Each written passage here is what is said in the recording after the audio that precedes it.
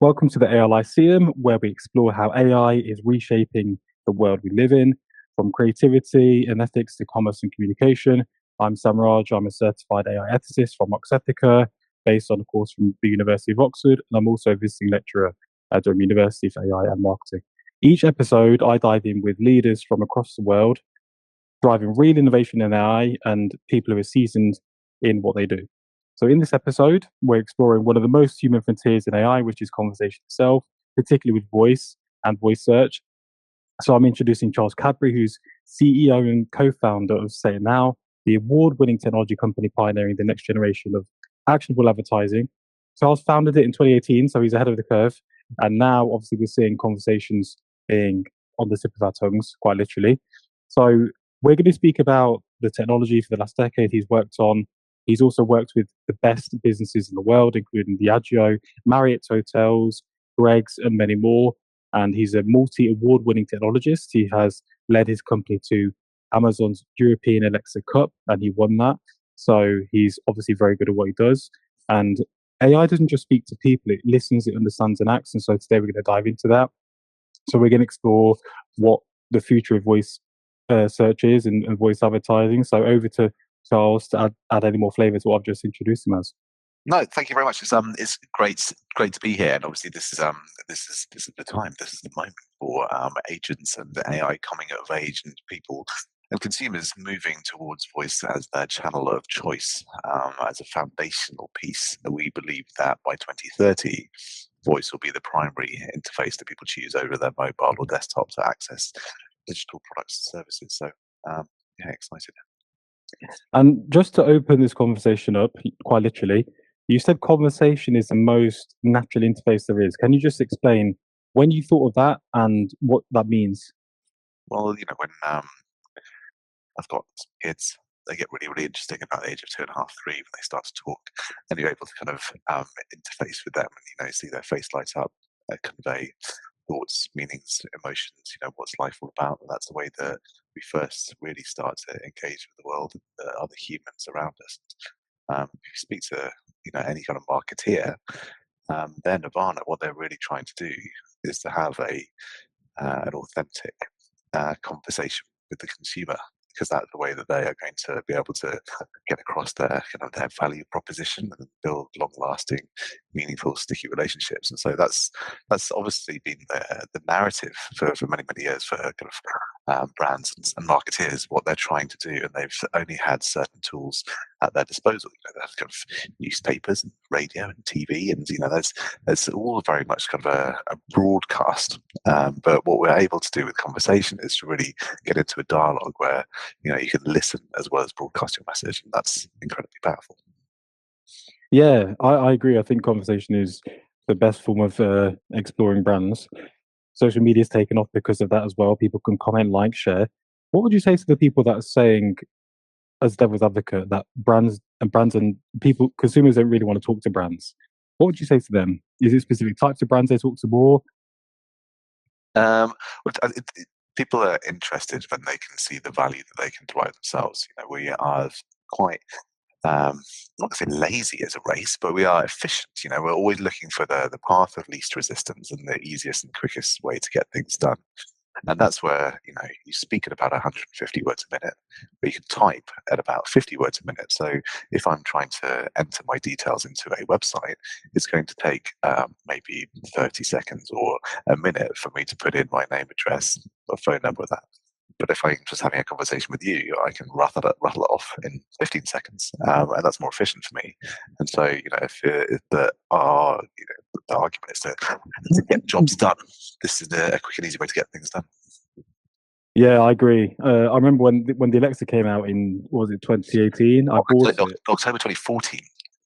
2014. Wow. Okay, that was a long time ago. I remember when I first bought it, and I was really excited about it, and I started ordering stuff from the Alexa, and that for me was the aha moment that e-commerce and audio experiences are going to become synergized, right? But now everyone's talking about commerce with ChatGPT and other tools.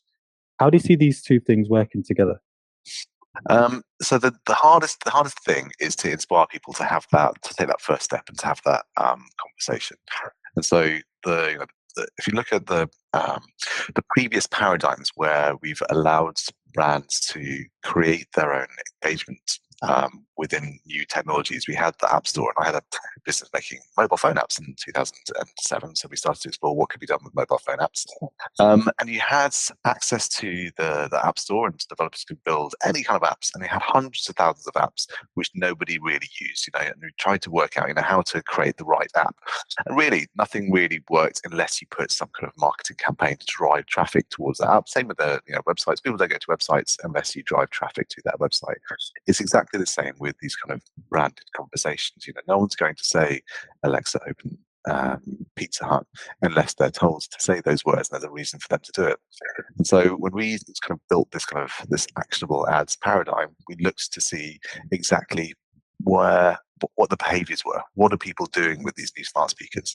We found out that they were listening to streaming audio and asking questions. And we thought, actually, now that people are listening to the commercial radio now, about a quarter of all commercial radio is listened to on smart speakers. If we can just put a call to action within those existing audio ad spots and say, if you'd like to get 50% off your pizza this evening, then just say, Alexa, open Pizza Hut.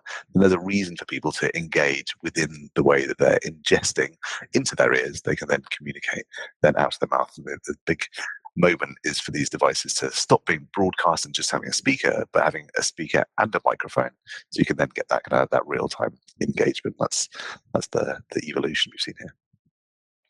Yeah, and it's really important right now because we're entering the zero-click era, right, where people are no longer needing to click on links to visit websites. So voice conversations are very similar. What was the wow moment, or the moment that you thought, this is going to take off and I want to invest in it and create a business around it?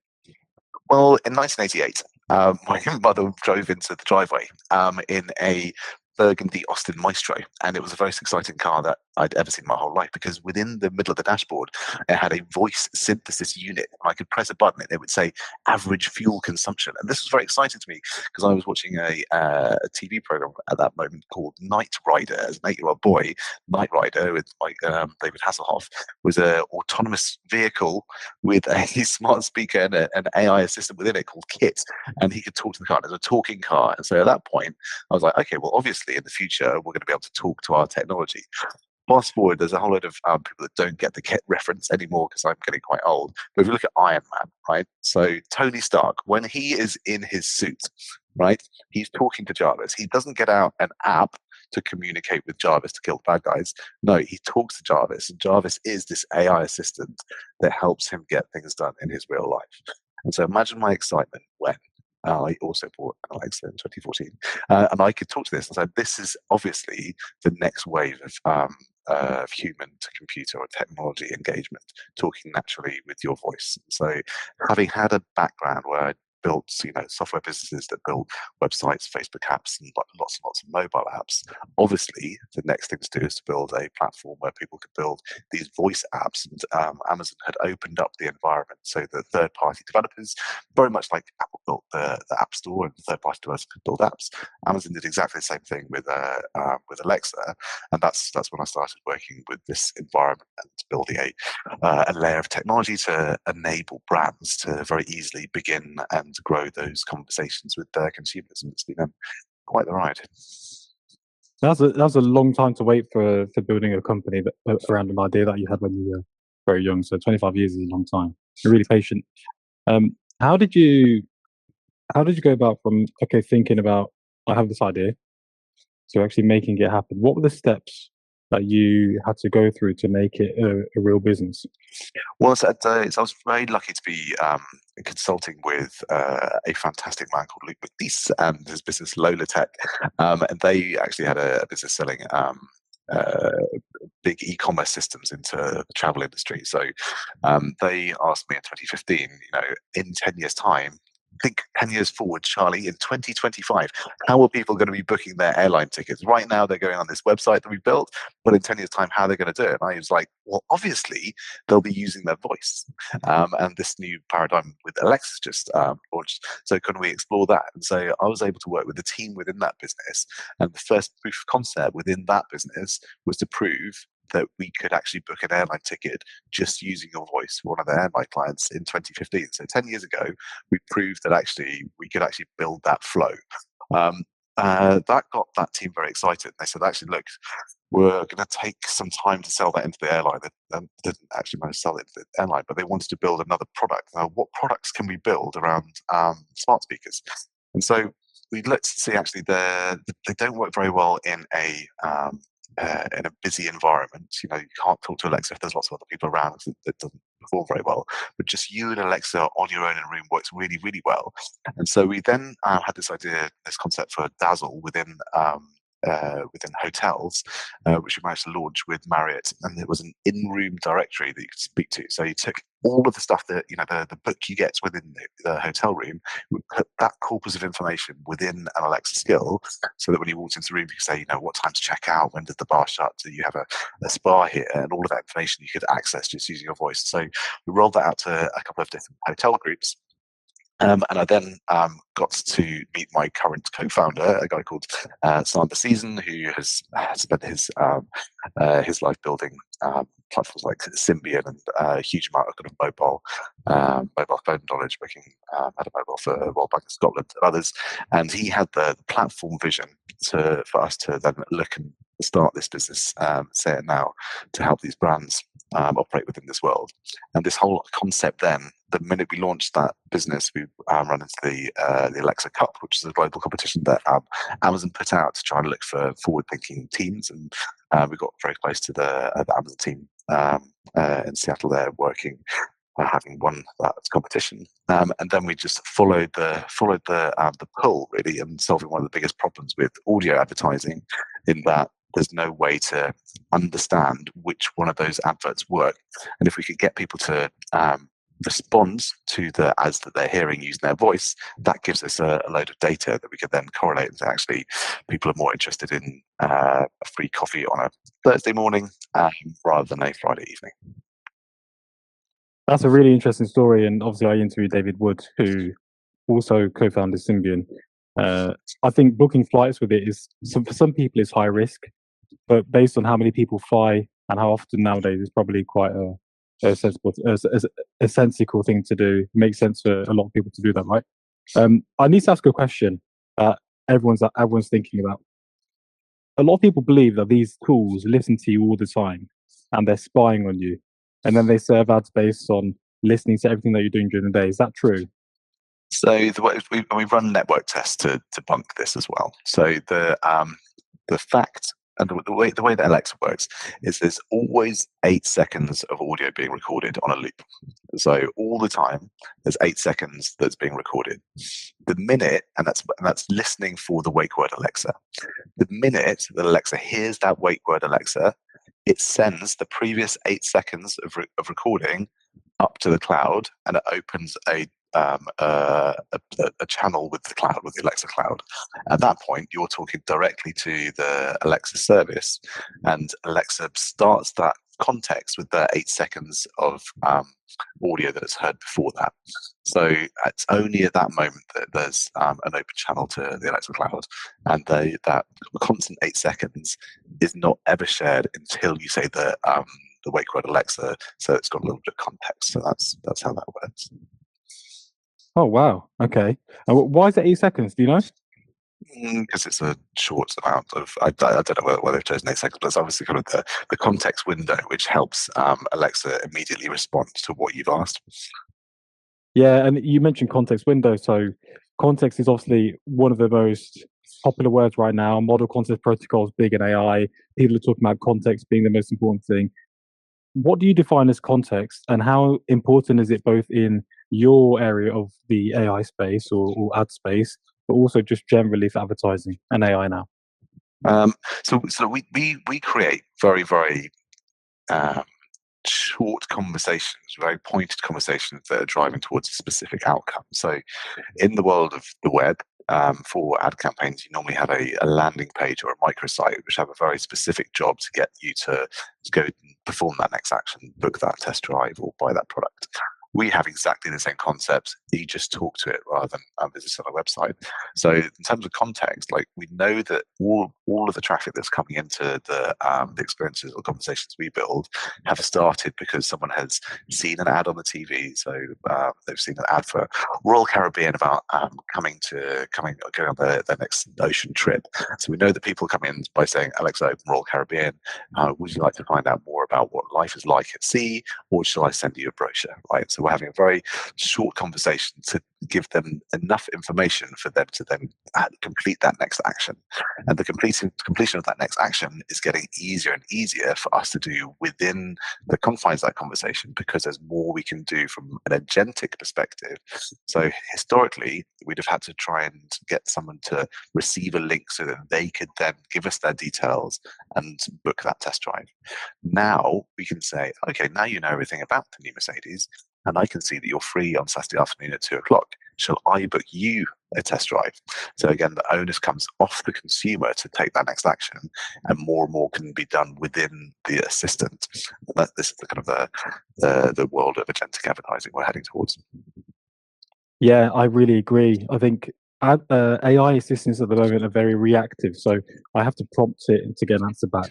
But I'd love it to be proactive and say, "Hey, I've been thinking for the past week. I've seen all of your habits. I've seen you've been ordering chocolate a lot. You've been ordering not a lot of beer, Cruz Campo for me, and it will come to me and recommend maybe better beers, new chocolates, and etc. etc."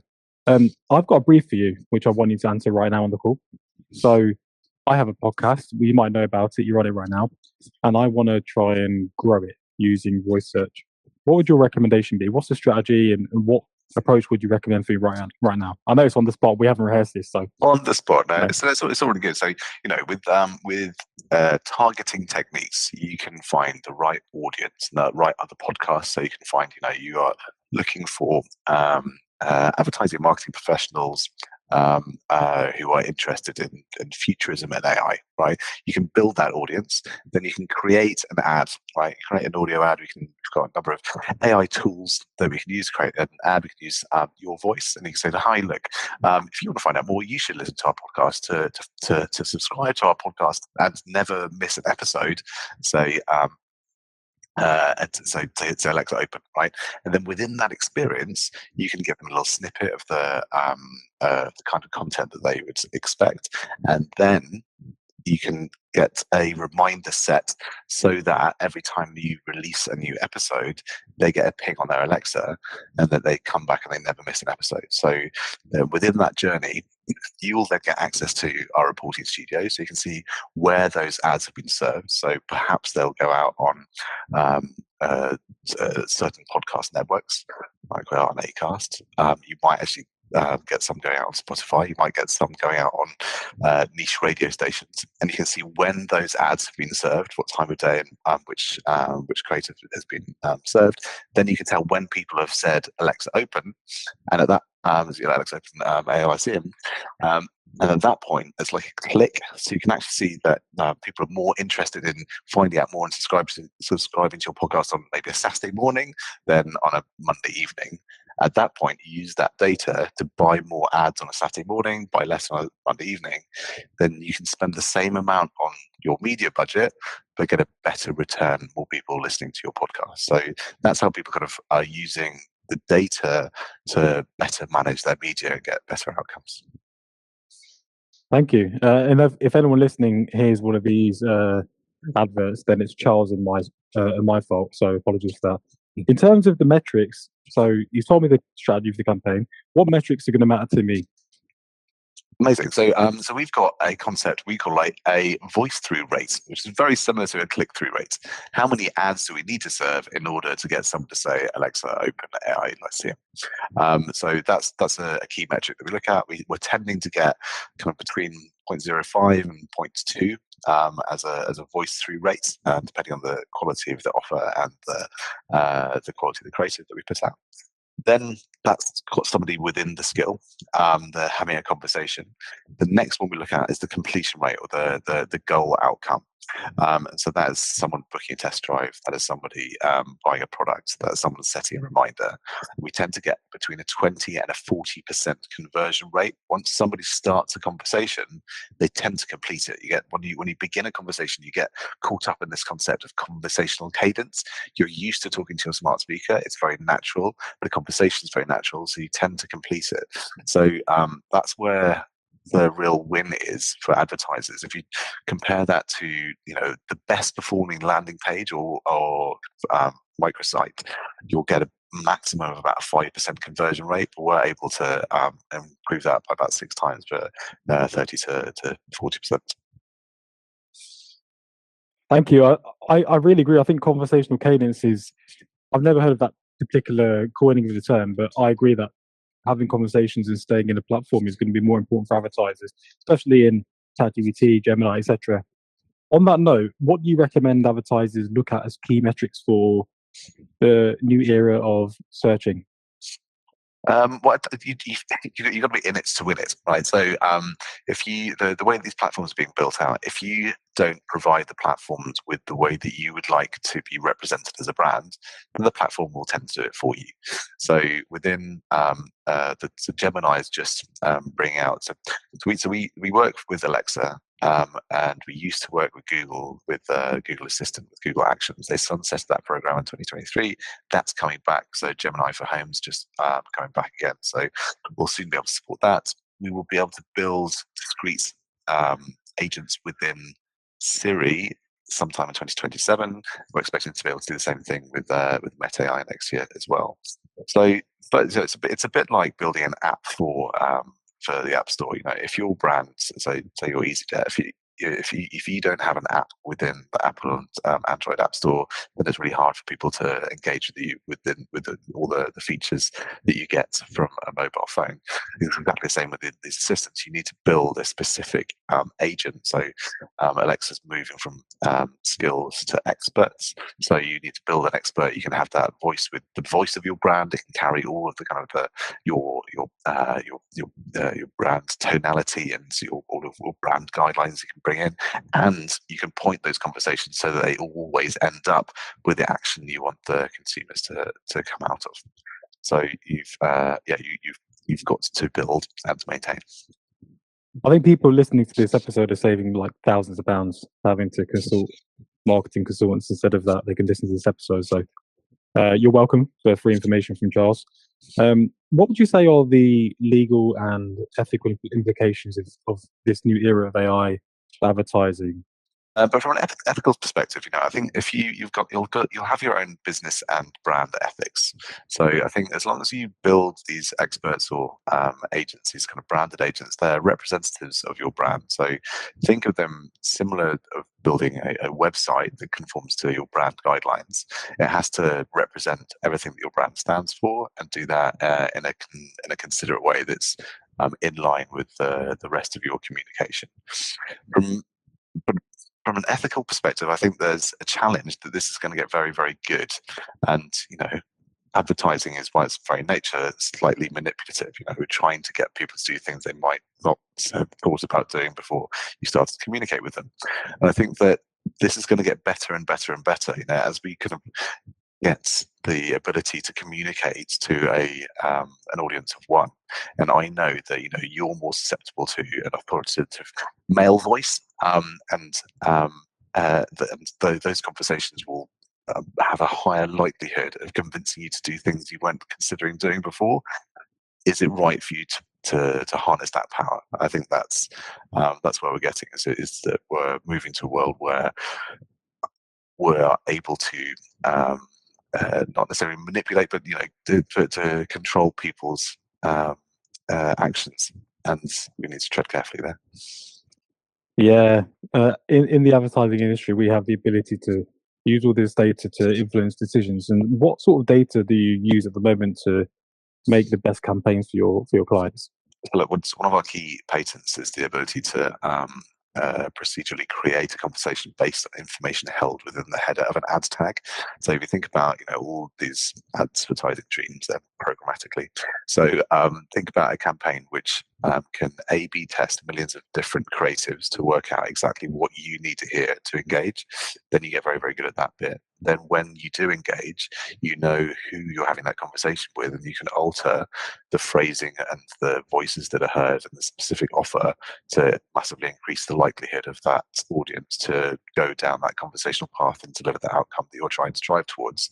That's with infinite time and infinite kind of A/B testing, that'll get very, very, very, very good over. And so what you're testing, the data that you're pulling out, is exactly what media placement, what time of day within which publisher is delivering the highest voice through rate for that particular audience, and then the conversation, which type of conversation, which conversational flow is actually converting better. So you've got lots and lots of different data points, from the tonality, the words that you're using, the time of day, to then optimize.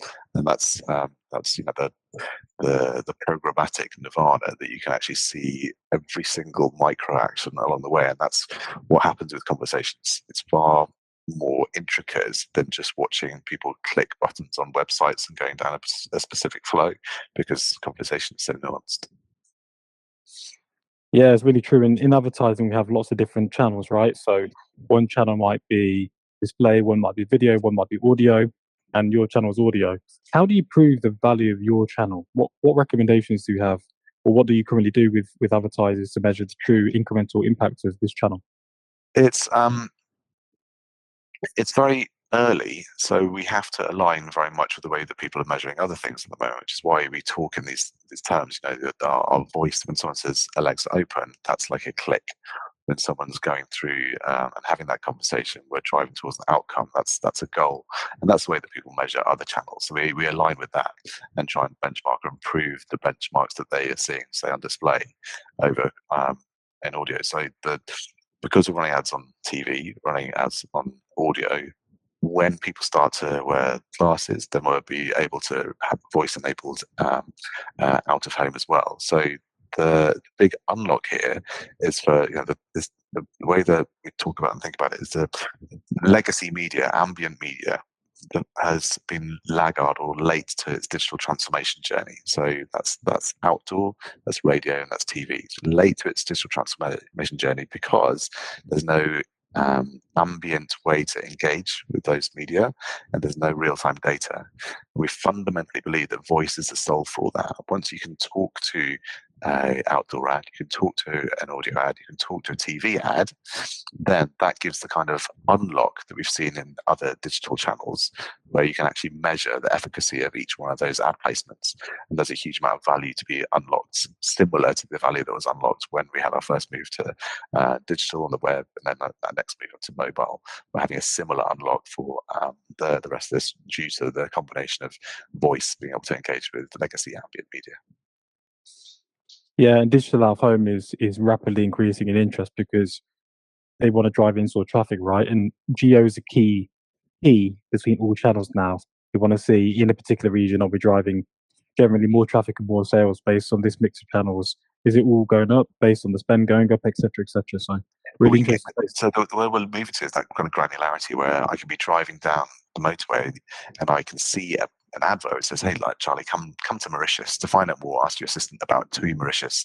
I can say, "Hey, Alexa, tell me about TUI Mauritius," while I'm driving along, right? And by the time I get home, I've called a trip and I'm heading to Mauritius. That conversation, because we'll know the lat long where I started that conversation, we'll be able to attribute my trip to Mauritius with TUI to that billboard that I drove past half an hour ago. And being able to deliver that kind of real-time attribution is a big step towards that digital transformation journey of these kind of legacy ambient media. Yeah, I really agree. I think people are going to be, everything's going to merge together, right? It's going to be difficult to prove the value of each specific channel separately. It's all going to be a blurred journey. OpenAI apparently are making a device. My questions to you are: one, what do you think the device is? And two, what would you want it to be? And three, how would we use it? So the brief here is reimagine the mobile phone in a world where we've got AI. And I think if you look at the the steps that we had. So we went from newspapers to web, and that was great. We had access to all the information in the world. But it was anchored to your desk. Mobile unlocked that and allowed us to take all that information with us. But it was still a screen that was just doing what you were doing on your desk, but really it was an efficient screen with a touch screen. I think the next step is to take that screen away. You know, the Golden Krishna said the best interface is no interface. And so you want everything that you've had in the past from your desktop to your laptop to your mobile. You need to have that as kind of table stakes. But then you need to be able to access all of that kind of functionality, but without a screen that doesn't get in the way of your life. So it's going to have to be some kind of mixed media. I think that you need a bit of a display. Multimodal is really important. So some kind of mixed reality. I'm big on glasses. I think glasses are where this is all heading. By 2030, we'll all have some kind of smart glasses with some kind of opportunity to have a display. I think Meta's bang on the money here. And your primary interface will be voice, and then the way you receive data will be audio, and then a little bit of imagery. Yeah, the glasses one's a difficult one for me to predict. I feel like it's either going to be very popular or very unpopular. It's hard to figure out, but if it is going to happen in the future, I see a projector coming out from glasses. So projecting a screen in front of me, and I can control it with my mind or with gestures or something. And after that, it'd be contact lenses, which are projectors. So you implement a serum into your eyes. It is a prescription, and it also is a projector. So we'll have like nano technology within the body. That's what I think the future is. And with regards to advertising, there's a concept or a term called mind crime, where these tools can be hacking our mind and doing certain things to affect us. Do you see that being an issue in the long term if advertising becomes integrated into AI? Yeah, I mean, back to that previous point, that ethics point. It's just when this gets too good, the number of data points we have and the understanding that we of the micro decisions that people are making on a day-to-day basis and the ability to influence those, as advertisers get better and better at knowing how to craft that journey and drive the outcomes they want, then that is effectively the mind crime you're talking about. And where do you draw the line? I think that's a great debate.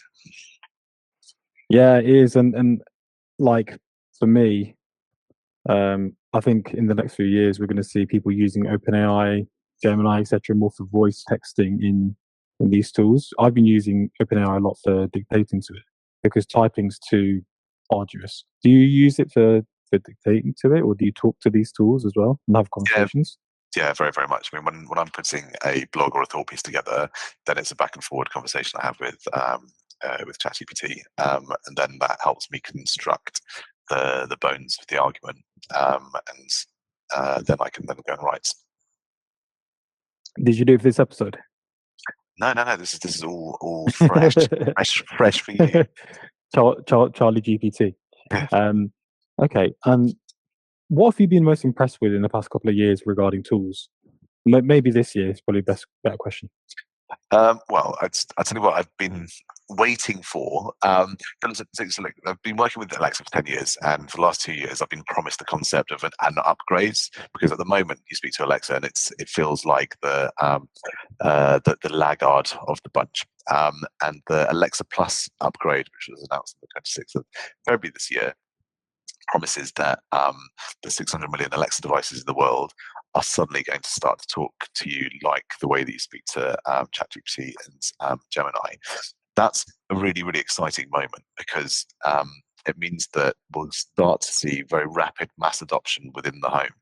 It's very important that Gemini have just launched Gemini for Home. So what they're doing, those two massive assistants, is they're having this huge generational battle. So because these are so good now, the ability for these assistants to really, really genuinely help in your everyday life in a delightful way, the usage, your kind of dwell time, is going to rapidly spike, and every member of the house will be able to have a longer, more meaningful conversation with these assistants, and they'll be baked into the run of the mill, the run of the household. The household will choose Gemini or Alexa. And if it's a multi-generational household, then it's very, very likely that then that assistant will be taken out of the house and help you run the rest of your life. So it's never been more important for these huge tech companies to get you to choose their assistant, because they're going to become everybody's best friend, getting so much done for them. I'm very excited about the war that's going to play out, because it's all good for the voice. Yeah, that's a really important point. I found actually that using these audio tools, these devices in a household, consumes so much Wi-Fi. And if I'm on a call, like with you, and I'm using loads of devices and they're all plugged in and on, it makes the call slower by a massive margin. So we're going to be entering a period where people are trying to do things online, but then these tools and devices are all draining a lot of their Wi-Fi and making things slower. Have you seen that yourself? And what your response is to that? I haven't seen. I personally haven't seen it affecting the bandwidth within the house. But this, as these go up, this is what's going to drive all the power requirements. I'm more worried about the amount of power that's going to be required for the massive spike in kind of AI usage, and that's the cost of that is going to fall down to consumers, and then the supply. How quickly can we build the power that's required to deliver all of this AI infrastructure? I think that's a larger challenge rather than bandwidth of the house, which I think will be solved. Yeah, and the UK's just made a deal, haven't they, with OpenAI to have that at the centre of our economy. I do think we're moving into a compute as a currency for how the world operates, and sovereign AI is going to become more important. But the AI supply chains got lots of components. One of the components is a GPU, which is obviously the graphics processing unit. That we have precious metals and raw materials in there, which when you dig into the earth, it releases CO2. But also when we're powering these AI models, the data centers heat up a lot, and so we need to cool them. So all of this is creating the need for water, high consumption of electricity, a lot of heat in these data centers, and carbon emissions. So I feel like, even to your point of the power, the more power that we need, the more emissions there are going to be in the world, and making it sustainable is going to be a bit of a challenge. So, do you have any thoughts on that? I know that is probably not your area. No. So energy is not my area. But to hear what Bezel said about this the other day, he said, "Well, we're going to build data centers. The best place to build them is in space, right? So you build a data center, you whack it up into low orbit. It's got all the energy it needs from the sun, and you just beam back, through a high-speed link, all the data. So, the logic's there." I've seen it actually. I've seen it. So I haven't seen that exact thing. I've read it somewhere, but I went to the Museum of the Future in Dubai, and in that museum, obviously, there's futuristic stuff. I don't think it's going to be that futuristic now because everything's happening so quickly. But they have an example of the moon having solar panels for miles and miles on it, tons of solar panels, and then obviously the sun will power those. A signal or laser will beam it down to Earth or something. I don't know. Signal will give us that power, that energy. And I feel like that could be the future, where we have panels in space floating around, and then they send power back to us. Well, I think wireless power is much harder than wireless data. So at the moment the only wireless power is lightning, and that tends to fry your electronics. But putting all those solar powers on the moon and then whacking a massive data center and sending that data back, I think it's a lot more feasible. Wow, I didn't really know that until now. What you just said, it resonated quite well. What do you think? What would you recommend Jeff Bezos to do, and Google and Anthropic and all of these companies? Because OpenAI has just released that they're building a chip with Broadcom. I'm a little bit far removed from the infrastructure requirements of these. My expertise sits a lot more along the edge and at the interface level. That's why I say I couldn't possibly comment. Okay, so for OpenAI, if they were going to release an audio offering, what would you recommend them to do? So I think for then they need to understand the landscape. They need to they need to encourage brands to engage and create their own piece of that puzzle. And I think we've got a lot of understanding of how that should look like. But I don't think that's their game. They're a platform play rather than a delivery piece. Where that's where we sit more along the edge of that delivery. Yeah. I feel like in the future, OpenAI is going to have voice ads when you're talking to let's say you're talking to it to create an article or something like you mentioned. Every 5 minutes or so, there'll be an ad in there. Do you think that will happen?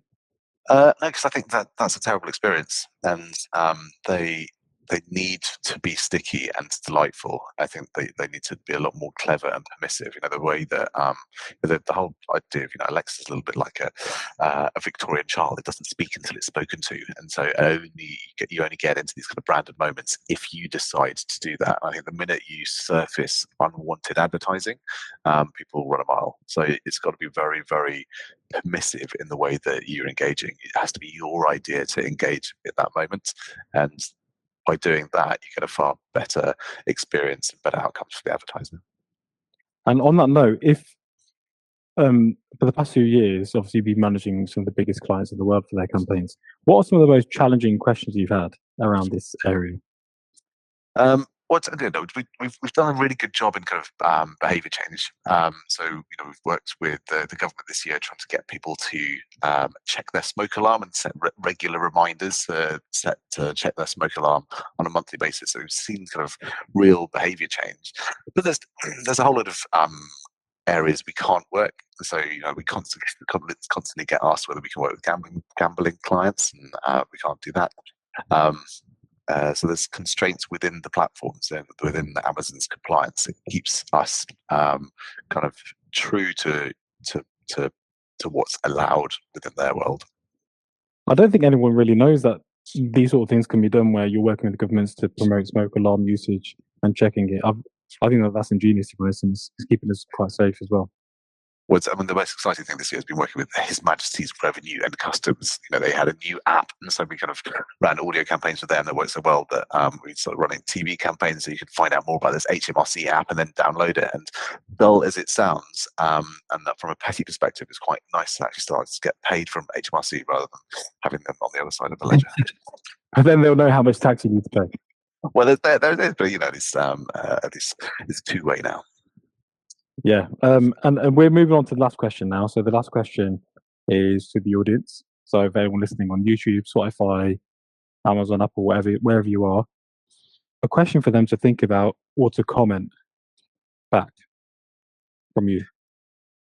So my question is, if you could have one conversation at scale, what's the most powerful conversation that you would like to have? Wow.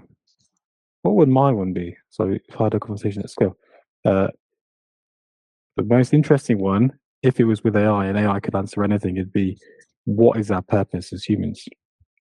If AI was AGI, that'd be my question. What would yours be, Charles? Well, so let's look. We employed a conversationalist in residence. He'd done his DPhil at Oxford in the art of conversation, and we were exploring. We've got kind of 6 essays on this, kind of what conversation means to the human experience, because it's just such an important part of our experience of life. And if you're able to have better conversations and find yourself to kind of get out of the day-to-day back and forth and explore deeper narratives, it's incredibly enjoyable and rewarding. So I think conversation is a big part of who we are, and the better we get at it, the richer lives we can live. And everyone listening to this has had a richer life because of you and me, more so because of you. I just want to say thanks for your art of conversation, and it's been a really good episode. So I'd love to hear everyone's comments around the question from Charles, and let's see what they come up with.